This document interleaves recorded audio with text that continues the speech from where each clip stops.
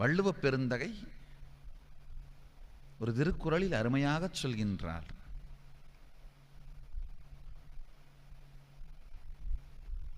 உள்ள களிப்பதும் காண மகிழ்வதும் கள்ளுக்கில் காமத்திற்கு உண்டு.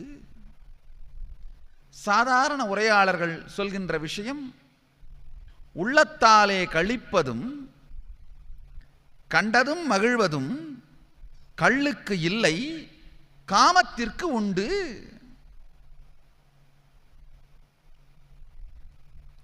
இந்த வரட்டி தட்டுறதுக்கு கவிஞர்கள் எதுக்கு?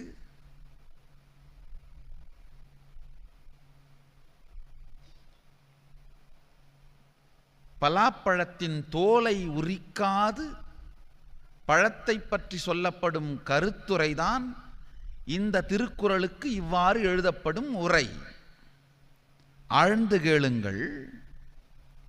உள்ள களிப்பு, உள்ளல் என்பது நம் உயிருக்குள் நிகழும் சிந்தனை செம்மை.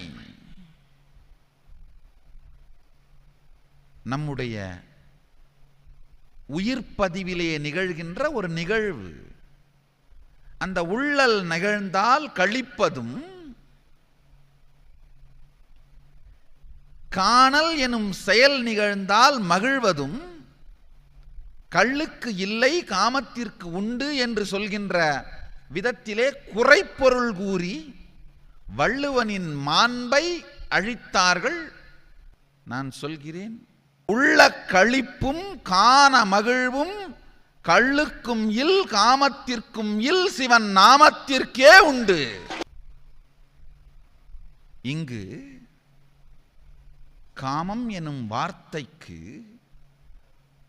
ஆணுக்கும் பெண்ணுக்கும் இடையில் ஏற்படுகின்ற